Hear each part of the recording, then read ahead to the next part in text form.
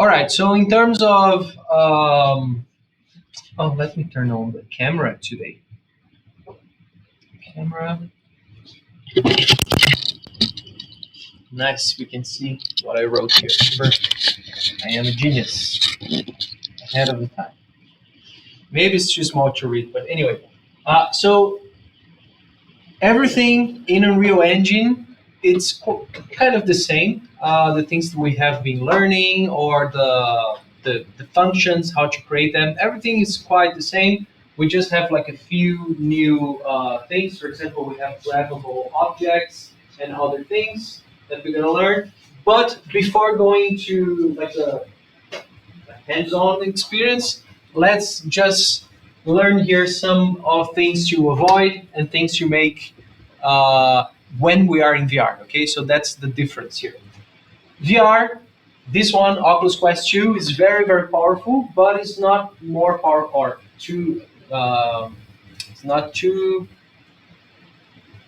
It's not many more powerful. Oh, geez, I have bad English today. But anyway, your phone, it's not so different from the hardware that we have on the headset. So it's not amazing yet. Maybe one day it's going to be amazing. But it's so much better than before. But anyway, we don't have as much processing power, so we have to do some changes. First of all, textures. If you don't need a texture, don't bring into the project. So my suggestion for you, when we are working in VR, if you download something from Megascans, just use the texture. Don't use the whole material. Okay, so make a new material, transfer the texture, and only implement the textures that you're actually using. Otherwise, you are losing performance. Does it make sense? What I'm saying? Okay, cool. Casting shadows. Make sure that all the objects in your scene that do not require cast shadows, they don't have shadows enabled. For example, here, these walls, they have shadows, but the cubes here, the weapon, they don't have shadows. Wow, performance. That's why. Dynamic light or dynamic shadows. When we select any light, for example, here we have interaction light. We have the options of static, stationary, and movable. Static, we know it's the cheaper to process, so we want all our lights in static if it's not going to change. Stationary only if the light's moving, okay? With something that you have like a light on platforms and you need it to refresh and not just bake. And movable, but it's not, or maybe you have a torch that flicks, that's a stationary light. And movable, maybe one in your sink, okay? It's good. No more than that. This is quite expensive. It's the most expensive part is the changing light, especially if you have, let's say, like a day cycle and the sun constantly moves. You have a lot of operations going on. Okay. Other things, translucency or any translucent material that you can see through. That's just like the other one. I have been saying, don't use translucent materials only if you really need it. In VR, that's absolutely true. Geometries encompassing the player. So if you have something surrounding the player, like all surrounding it as a whole, let's say that you want to make like a cockpit, make sure you have enough space for the player because sometimes it can bug a little bit.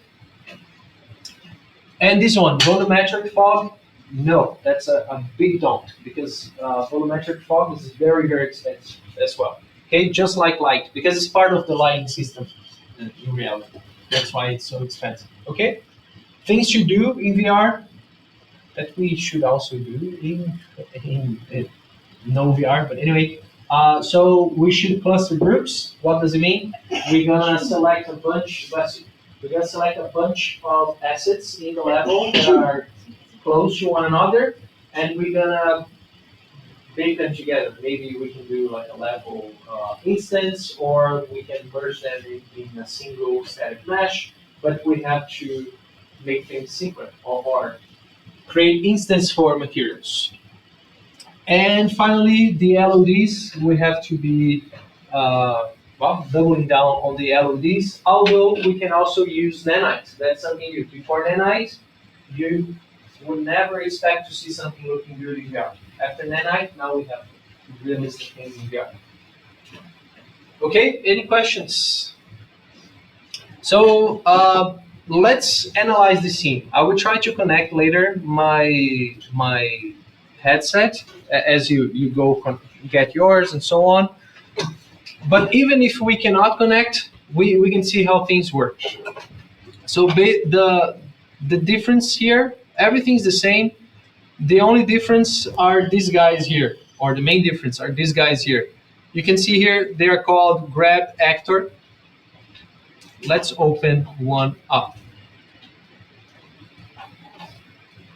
Okay, so a grabbable component or a grab actor, or something to be grabbable. Is this a word? Grabbable, probably. We need a grab component in here. How do you add? Add grab component. And it's simple as that, okay? Whenever, where you have it placed, so fast. Where you have it placed is the location where you actually gonna hold it, okay? So here we have the grab type. We have free. It means that whenever you're gonna grab it, it's gonna like be grabbed in your hand. And we have the snap option. Snap option, when you get a gun in VR or maybe a knife, whenever you grab the gun, you're gonna get the gun near the trigger. That's the snap option. So whenever you grab it, you're gonna go to a specific location. That is, well, where your grab component is. Okay.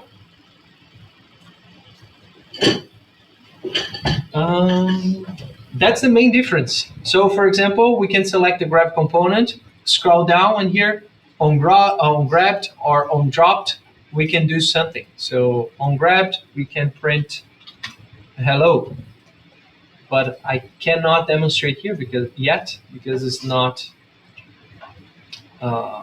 It. So how do you play in VR? You click here on those three dots, and you're gonna see here the VR preview. That's grayed out. To connect your VR headset to Unreal Engine, it's quite simple. You need, well, it's not so simple. You need two softwares. I try to work with only one, that is the Oculus software. They are both free, of course. I tried just using the Oculus, at least at home. It doesn't work with only the Oculus. I need the Steam VR to run. I need both. Okay, but maybe in your house it could work with only one of them. But Oculus for sure you're gonna need, because otherwise you can see here it's saying, hey, you need to enable things in your headset, and also a better version of Oculus, the Oculus app. So that's the issue. I think that's why it's not working today. But anyway, you're gonna open them both, and then you're gonna open Unreal Engine. And I will share a video because it's easier. Inside your Oculus, you're gonna plug the cable, or you can do with Wi-Fi. So if it's in the same Wi-Fi as your computer, you can connect by Wi-Fi. It's very simple. You click on Options, AirLink, and connect to your computer. And it's super easy. If it's with the cable, it's easy as well. You just plug. It should, if you have both softwares installed, it should recognize right away. You have to turn off the Wi-Fi on the Oculus Go, on the Oculus Quest, to make it connect through the cable. Otherwise, it's going to prioritize Wi-Fi, and that's it. Super simple. Once it's connected and it's turned on, Unreal Engine is going to recognize. I suggest first turn on the headset and then go to Unreal Engine. Okay. And once everything's set up, it's going to recognize, and then we can actually play in VR and experience the things that we're doing. But other than that, everything else is exactly the same as Unreal Engine, like normal development. Okay. Any questions? Probably like several, but yeah. Okay. So Yeah, I'm not going to cover anything specific in Unreal Engine because it's the same. The specific thing that we covered is the grabbable component, but it's just like anything else. We have here the nodes, and we choose if it's on drag and drop, or maybe once it touches something else, we can just add collision blocks and do the checks just like we do regularly. So yeah, it's not complicated or new or super new, just a little bit different. Uh, but before I release you into the wild to go after your headsets and start thinking about your ideas, I want to show you one video. Um, your-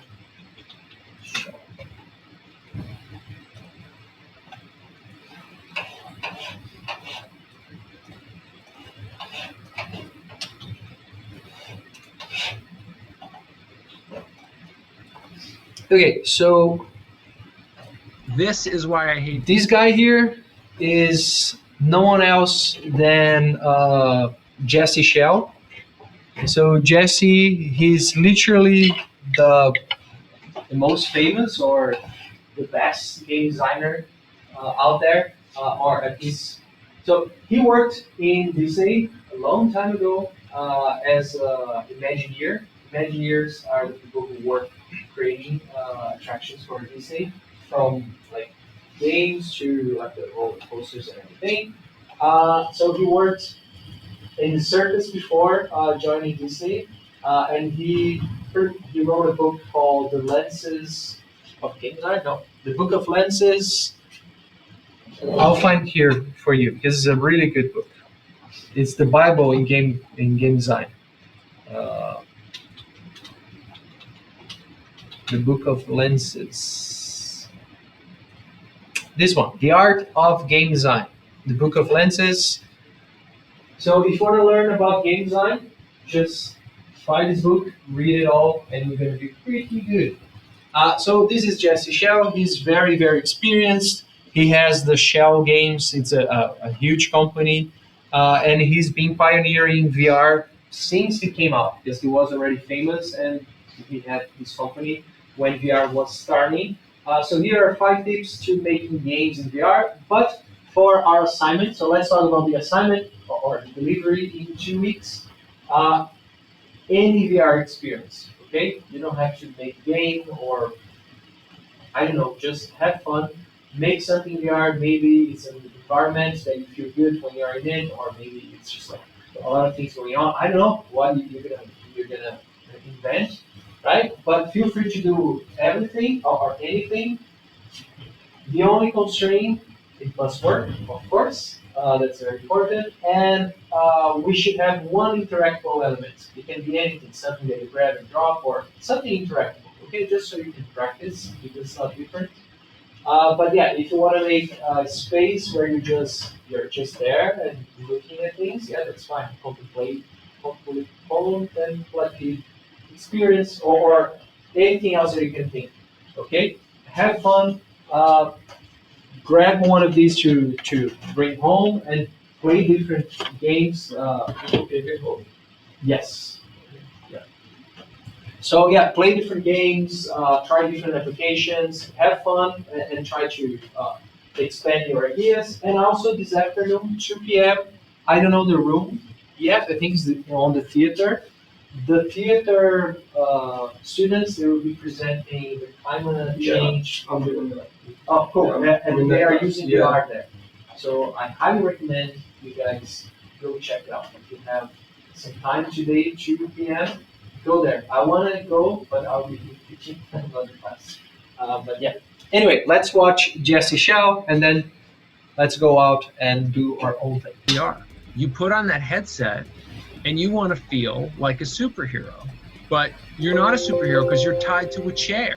What kind of superhero gets tied to a chair? Hey, you don't have sound. Yay.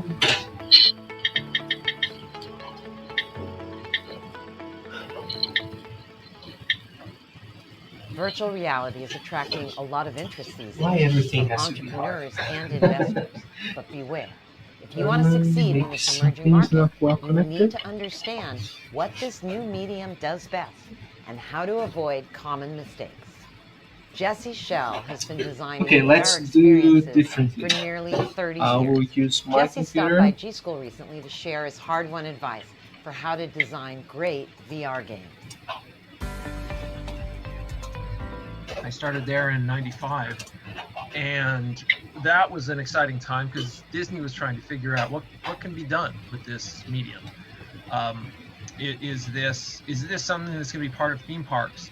And so we did a lot of experimenting. We created this Aladdin's It's pretty Magic easy, Carpet right? I mean, you experience, just and then ended up helping to create a thing called Disney Quest, which was Disney's location-based entertainment virtual Oh, it's not reality there? theme park. And in 2002, Of course. went to teach at Carnegie Mellon. I started teaching there, teaching game design, and also teaching a class Okay, I will called stop Building Virtual recording Worlds, because where we were this is not getting recorded anyway.